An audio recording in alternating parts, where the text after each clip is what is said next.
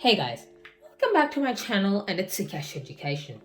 So in this video, we'll be covering part 2 of the body systems. So let's get started. So today's main agenda would be looking at sections of swallowing, stomach, small intestine and the large intestine. So let's get started without any further ado. Okay guys, so looking at the first part of our main motto, swallowing. Swallowing is done through your esophagus.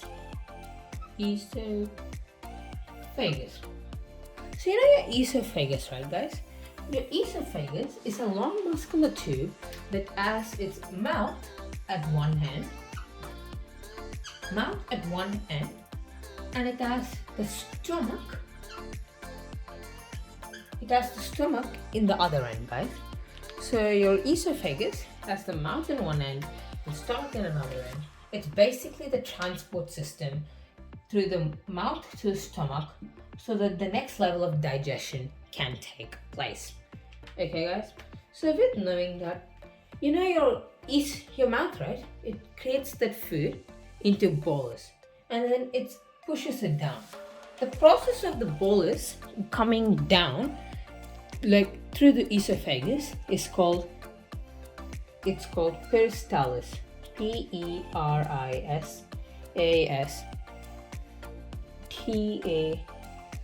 Peristalsis. Yeah. So it's called it's SIS. Okay guys, so it's called peristalsis. So it happens with the contraction and relaxation of the muscles. Okay guys, then looking at another thing, interesting fact, you know your esophagus, right? It's basically a pipe that goes through your body. It goes down your body from your thing. So it basically has two layers, right? So there's this layer called epiglottis that closes the windpipe. This is the windpipe to the lungs, and this is the food pipe.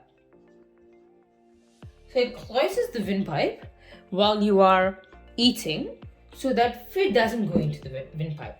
So this thing is called epig, L-O-T-T-I-S. So it's called epiglottis, guys. Okay, so now let's move on to the next topic of our main video, stomach. Stomach is a big red bag. So let me just erase this. Your stomach is a big red bag, guys. Okay, so red. It's a big red bag located right in the middle of your body. Okay, this is not an accurate representation of how your stomach looks like, but it does the job. So you know your stomach, right? There are three main things in your stomach. In your stomach, your food, right? It can store for up to 6 hours. 1 to 6 hours. Food can store there for up to 1 to 6 hours, guys. So the muscular walls of the stomach churn and digest the food. So both mechanical and chemical digestion takes place here. Okay, so that's a main thing. And then you know your stomach, right? It will cause the gurgling noises when the contraction and relaxation of muscle happens. So gurgling noises or these weird noises from your stomach. Let's just call it gurgling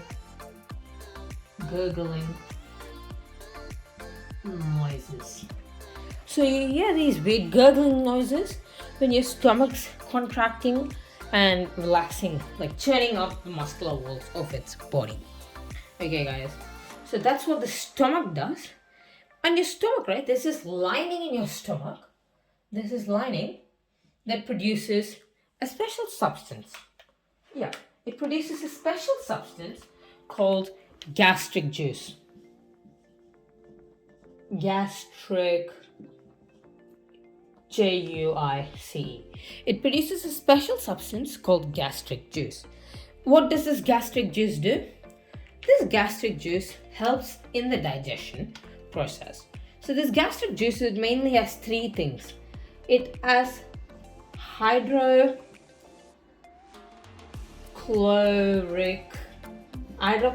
acid which breaks down any bacteria that might have come through with the food. It also has mucus, so it also has a layer of mucus and digestive juices.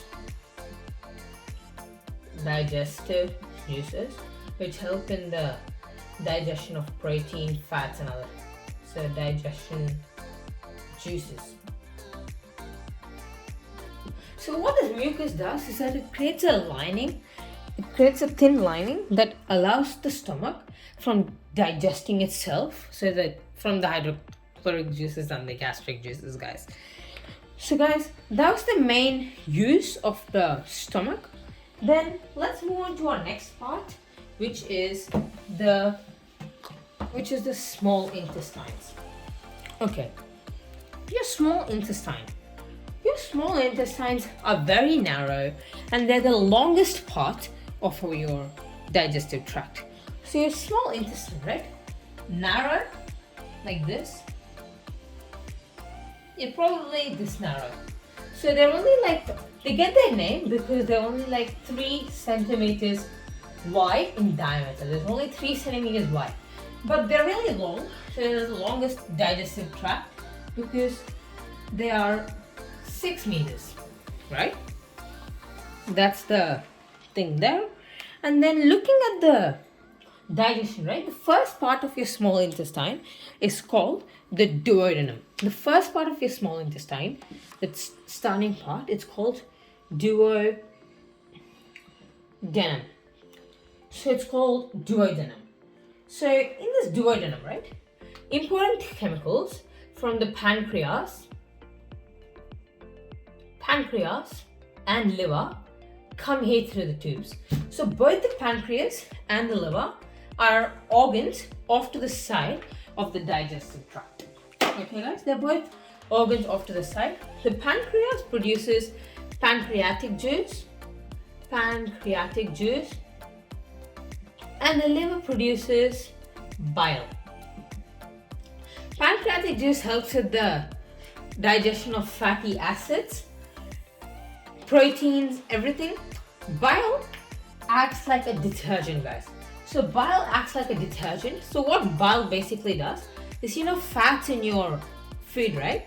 It basically, how a detergent, when you use it, it breaks down oil into smaller substances so that it can be easily washed away. So bile does the same thing. It makes this fat into smaller substances that can be easily digested by the body, guys. So guys, that was what the small intestine did. Also guys, one more interesting fact is that, the liver, right? Liver produces bile. Liver is the largest internal organ.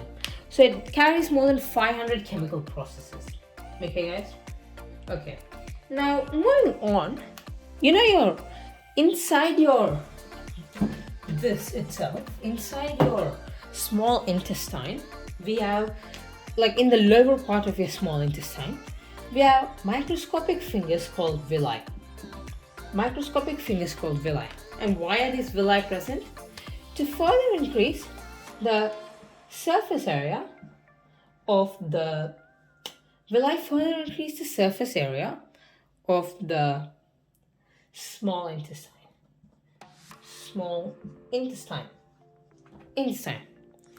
Further increase, and what does this help in? If you increase the surface area of the small intestine, they help in easier transmission of nutrients. Okay, that's why we have the small intestine. Okay guys, so guys, we're so near to the end, guys.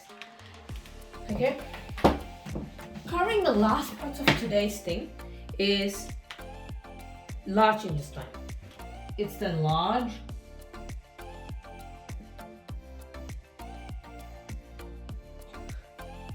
intestine.